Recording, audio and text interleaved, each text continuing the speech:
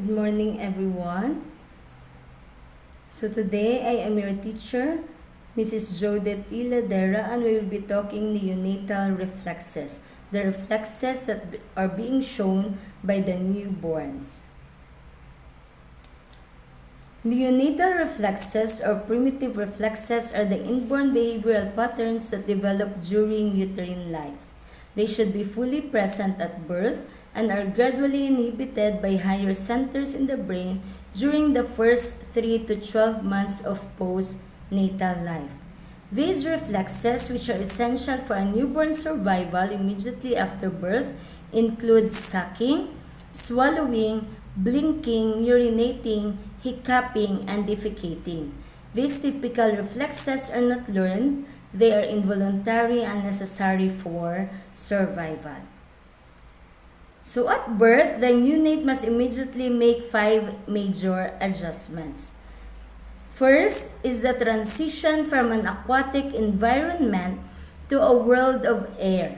The first breath begins even before the umbilical cord is cut. So of course, galing sa loob ng tiyan, they will have to adjust paglabas nila. Second, eat and digest his or her own food since the circulatory relationship between mother and the baby stops with the severance of the umbilical cord. Thirdly, excrete his or her own waste. Fourth, maintain his or her own body temperature. And lastly, adjust to intermittent feeding since food is now only available at certain intervals. Now, what are the reflexes that are present from birth of a newborn? The following are the reflexes that are normally present from birth and are part of a normal newborn evaluation. So first is the Moro reflex or the startle reflex, from the word startle. This occurs when an infant is lying in a supine position and is stimulated by sudden loud noise that causes rapid or sudden movement of the infant's head. So of course, sa madaling sabi, yung nasashock sila dahil sa loud noises na naririnig nila sa paligid. Secondly, is the asymmetrical tonic reflex, or is sometimes called the tonic labyrinth reflex. It is activated as a result of turning the head to one side, as shown in the picture. As the head is turned, the arm and leg on the same side will extend, while the opposite limbs end in a poise that mimics a fencer. So the reflex should be inhibited by 6 months of age in the waking state. Another reflex is what we call the symmetrical tonic neck reflex. This occurs with either the extension or flexion of the infant's head. Extension of the head results in the extension of the arms and flexion of the legs, and a flexion of the head causes flexion of the arms and extension of the legs. This reflex becomes inhibited by the 6th month to enable crawling. So nakikita natin sa picture because the infant is extending their head and extending their arms. Of course, it is one of their bases para makapag crawl na sila.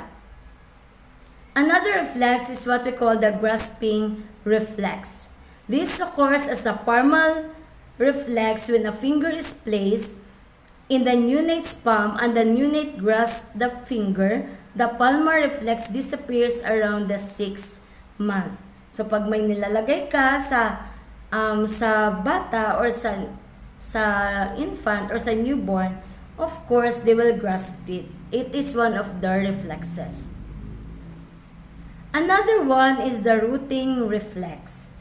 This is stimulated by touching a finger to the infant's cheek or the corner of the mouth.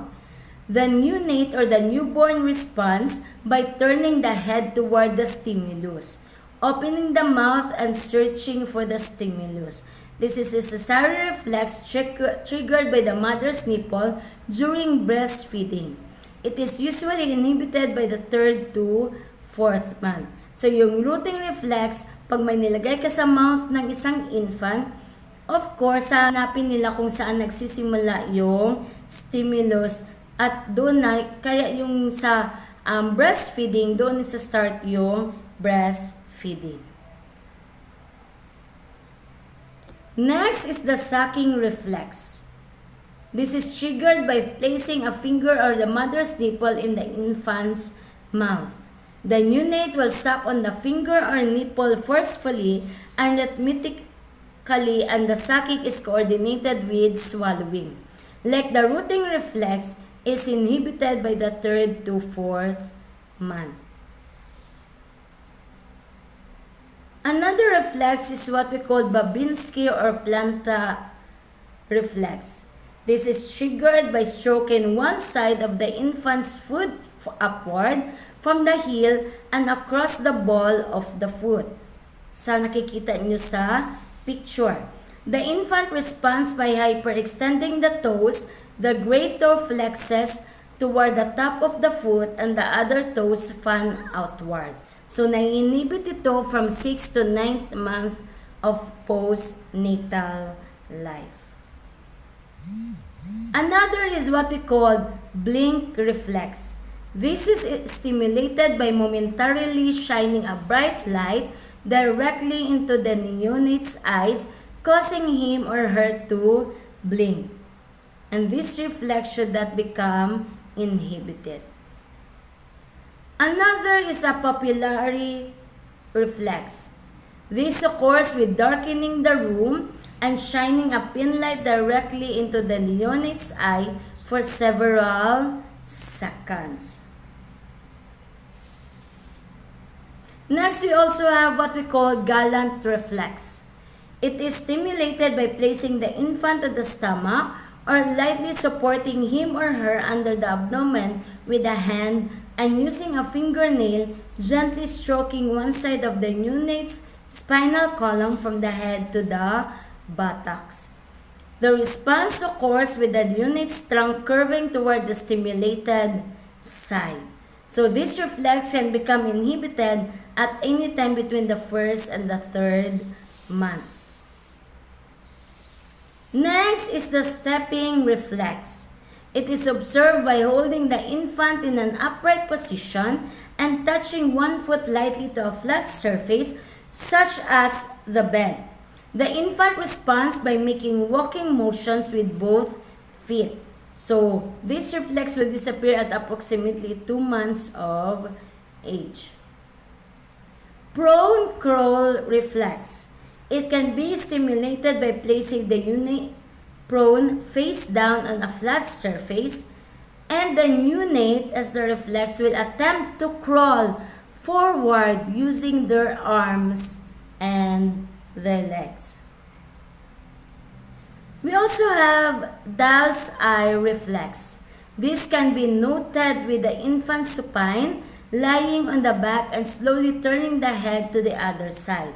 The infant's eyes will remain stationary, and this reflex should disappear between 3 to 4 months of age. Now, we will go to what we call the neuroperceptual development. So, what is this? Perception is the ability of humans to acquire information from the world through their senses.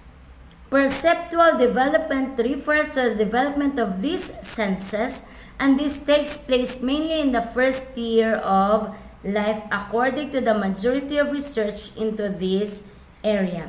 The sensory organs of children and their connections with the respective areas of the central nervous system show a dramatic development during the first year of life. So ano ba yung mga neuroperceptual development na nagagawa ng mga infant?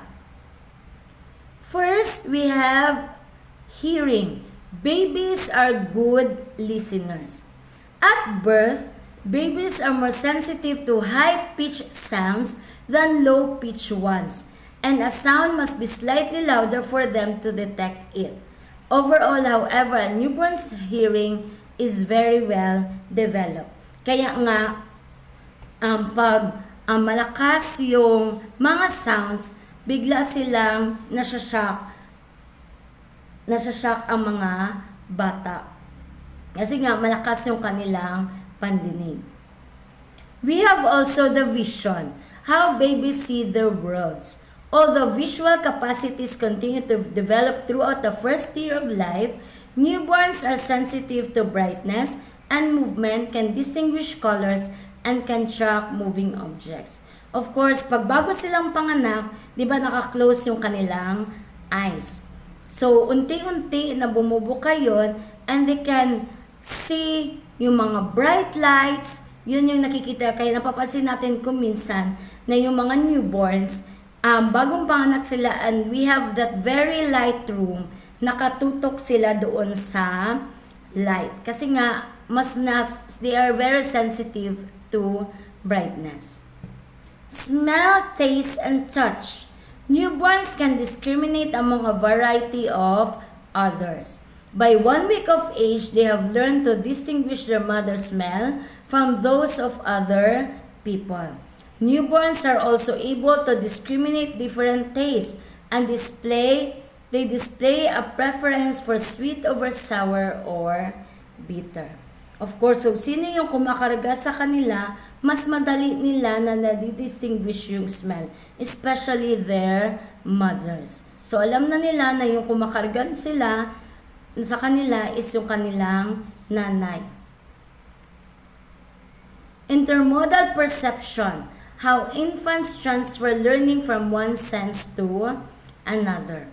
An infant's sight only hours after being born is 20/240, which means that the infant can only see 20 feet away what an normal adult can see 240 feet away. So this increases at 6 months, nagiging 20/40 na yung nagiging rate. At 3 months, the child can match voices to faces. So mas nagiging clear na yung paningin nila and they will identify the faces na nasa paligid nila. And they can distinguish between male and female and female and ethnic groups. Kaya, mostly, yung mga babies, pwede pa siyang kargahin ng ibang tao during yung 3, 4 months, 5 months. But because nag-distinguish na sila ng mga faces and voices, kung sino talaga yung parents nila, kaya mostly sa mga bata, pag nagsa-start na ng 6 months up, is mahirap nang kunin ng ibang tao na hindi related sa kanila. Infants begin to discriminate some colors at 4 to 8 weeks and by 4 months they have color preferences. So they are very attractive na to colors. At 3 months, infants can see size constancy and shape constancy when they are at different distances or angles from the object. Infants are able to perceive occluded objects as a whole at 2 months and they acquire depth perception at around 3 to 4 months. So during those months of their life, in the postnatal life, mas nagiging clear na yung view nila, especially the distances, the angles, and the other things that they are seeing. So that's all. Thank you for listening and I hope that we've got something or we've learned something about the reflexes and the neuroperceptual development in the infant after in their postnatal life.